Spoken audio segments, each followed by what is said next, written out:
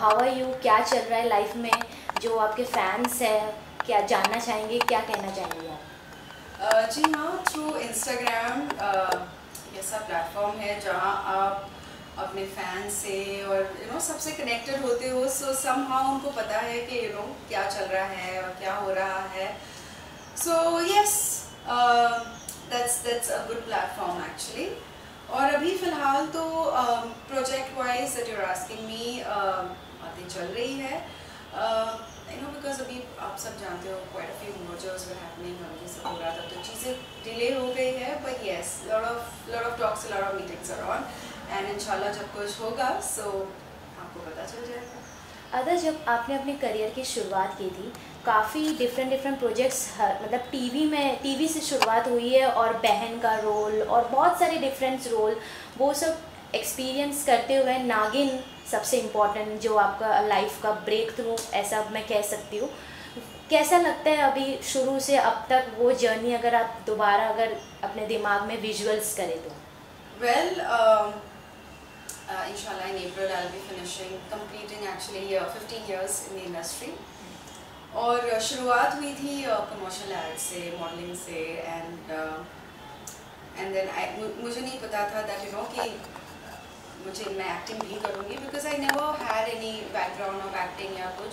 It's just that I was spotted in a restaurant और मुझे अपना पहला एड प्रोजेक्ट मिला था, और उसके बाद से काम मिलता गया। एंड बहनें इंस्टा प्लस मेरा पहला शो था एज ए लीड, देन अमृत मंथन, देन पिया बसंती रे, एंड देन नागिन and Sitara, and it was a beautiful journey. It is actually with खतरों के खिलाड़ी also that I did, I mean, and of course comedy nights, बचाओ, my most मेरा ऐसा शो जो मेरे दिल के बहुत करीब है। So I think her show अलग था, हर शो में मैंने एक अलग किरदार पोर्ट्रे किया, पॉजिटिव, नेगेटिव, कॉमेडी, एंड तो of course I am happy, but इंशाल्लाह लुकिंग फॉरवर्ड के और इससे ज़्यादा अच्छे रोल्स मैं करूँ और ऑडियंस को एंटरटेन करूँ, एंड जिस तरह से वो मुझे हर किरदार के लिए प्यार दिए हैं, आई होप आगे जाके भी उतना ही प्यार करें।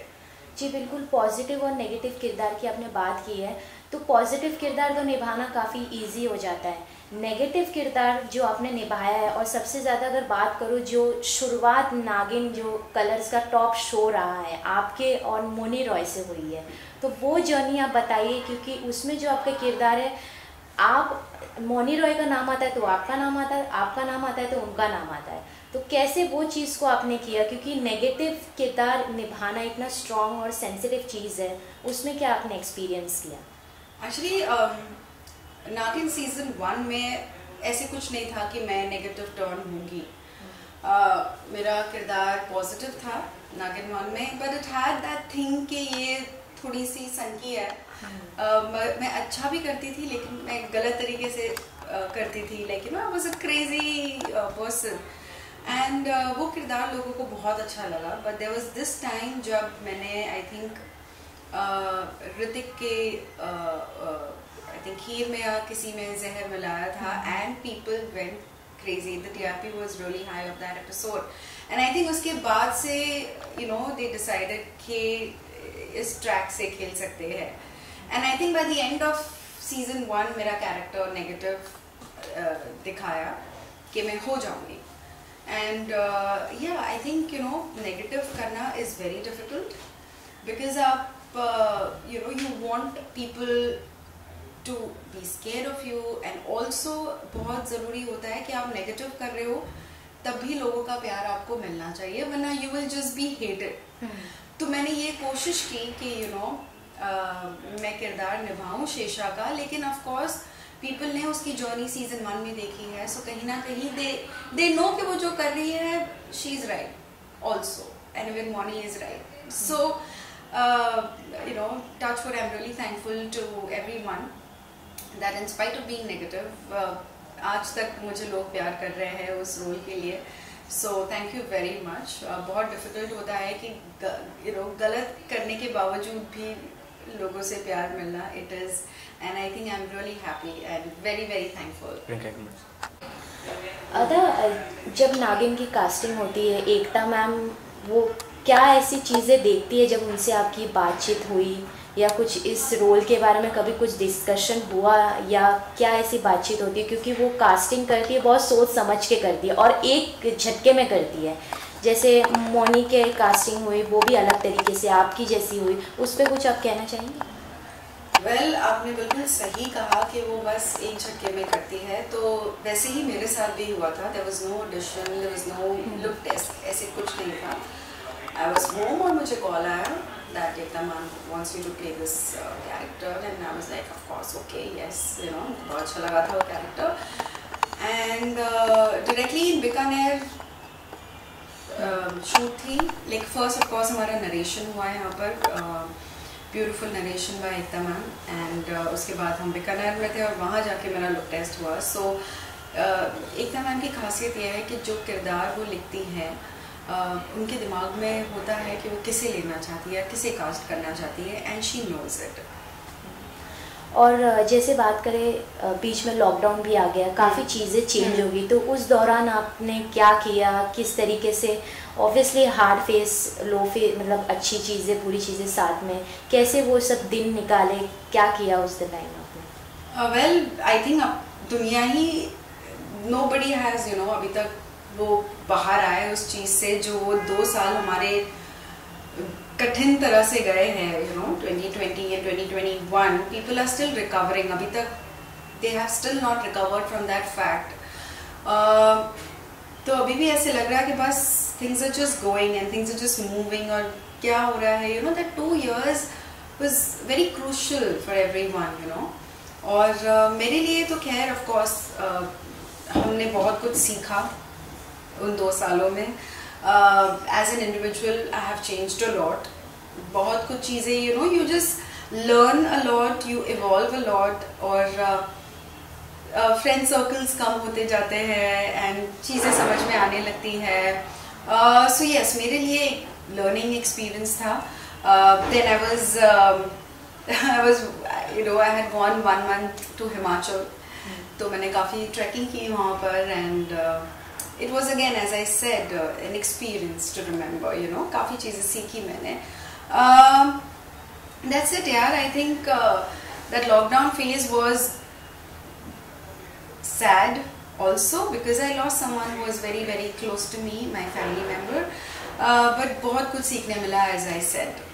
काफ़ी चीज़ें इंडस्ट्री में भी चेंज हुई है, जैसे सोशल मीडिया की वजह से सब चीज़ डिजिटल हो गया है, OTT प्लेटफॉर्म्स आ गए, उस चीज़ को आप किस तरीके से देखते हैं? क्योंकि मैंने ये भी सुना है कि बोलते टीवी एक्टर्स को OTT प्लेटफॉर्म्स में अप्रोच नहीं करते, उन्हें काफ़ी गैप मिल जाता है, फिर उन्हें कहते हैं कि आप ये रोल के लिए सूटेबल है, तो क्या आप कहना चाहेंगे उसमें? कहीं ना कहीं ये बात सही है, but yes, the thing is that yes, OTT. Did you try in OTT platforms? Well, I did for Hangama Play though, OTT, but otherwise you know ऐसे होता है, पर अभी काफ़ी सारे TV faces you can see they are doing OTT, and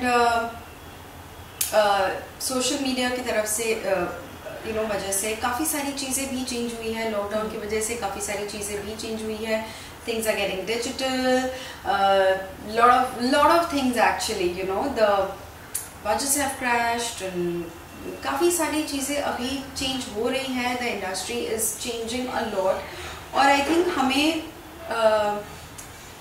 you know we have to go with the flow, जो चल रहा है उस फेस के हिसाब से हमें अपने आप को बदलना होगा। So yes, I am following the trend, seeing क्या हो रहा है इंडस्ट्री में, and be it OTT, be it TV, I think all the industries have seen that massive change after lockdown. Okay, जब बात होती है अलग प्रोजेक्ट्स करने की, आपने इतने सारे डिफरेंट शेड्स टीवी में किए हैं, हर दिन सबके घर में गई है, नज़र आई है, तो भी अगर OTT प्लेटफॉर्म्स की बात करूँ या कोई मूवी की बात करूँ, तो आप किस तरीके का अपना कैरेक्टर अभी चाहती है कि इस जॉनर में मुझे करना है, या एक होता है सब एक्टर्स के अंदर कि इसमें ट्राई कर सकते हैं, इस चीज़ को एक्सप्लोर कर सकते हैं?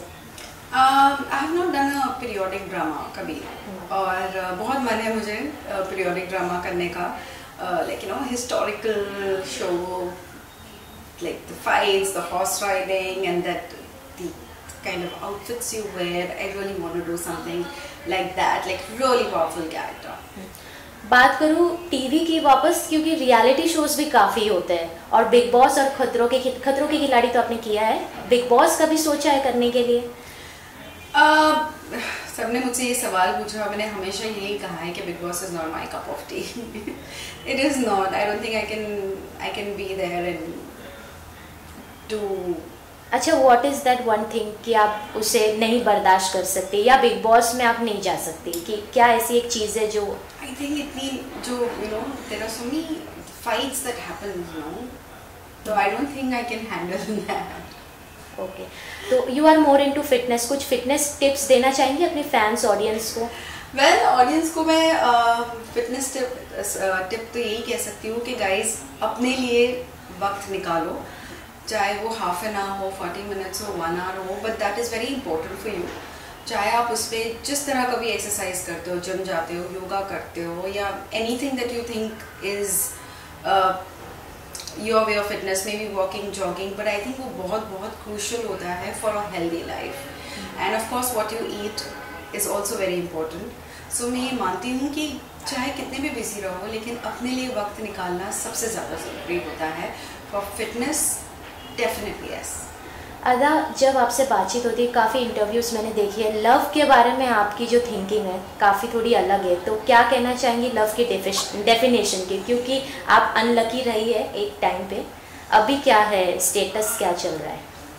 वेल, फर्स्टली मेरे लिए लव इज़, मेरा पहला प्यार is always towards my family, because जो फैमिली का प्यार होता है ना, दैट लव इज़ अनकंडीशनल. वो कभी कुछ डिमांड नहीं करते, वो बस आपको प्यार करते हैं, चाहे वो आपकी मॉम हो, आपके डैड हो, so they love you unconditionally. I think वो एक प्योर फॉर्म ऑफ लव होता है. And otherwise I never say no for anything. जिंदगी है, कभी भी आपके साथ सरप्राइजेज आते हैं, so I am open to love. And I think life is beautiful, and it can get you any kind of beautiful surprise in your journey. So hopeful about it. Okay, Women's Day अब आ रहा है, तो what is definition of woman empowerment according to you? Well, मेरे लिए women empowerment ये है कि आप आपकी individuality को समझो, आप क्या हो वो समझो, rather than just going out there and just wanting to be like someone else, या किसी और को फॉलो करने की जगह सबसे पहले अपने आप को पहचानो.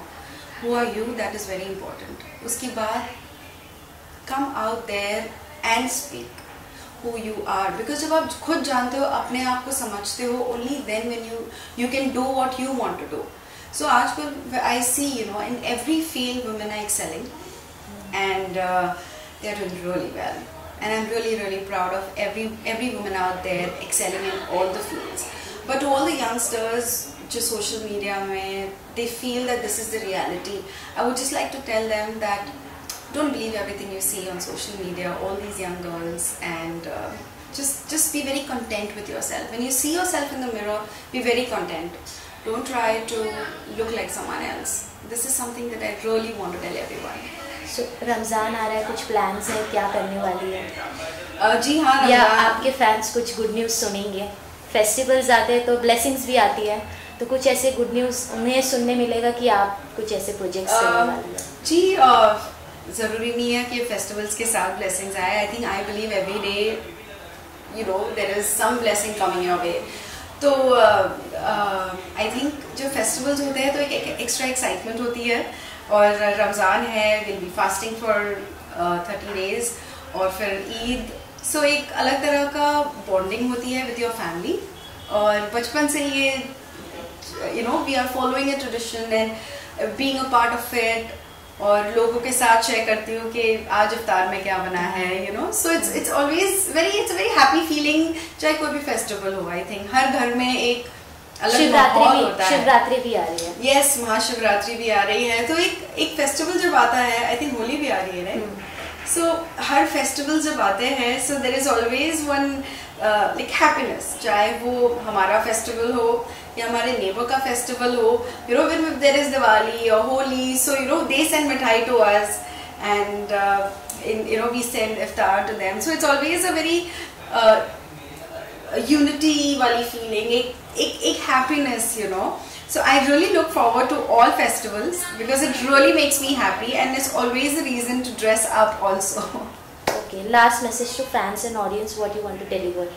I think to all my fans, firstly तो मैं सबको बहुत बहुत thank you कहूँगी for always loving me and supporting me and believing in me, and thank you so much.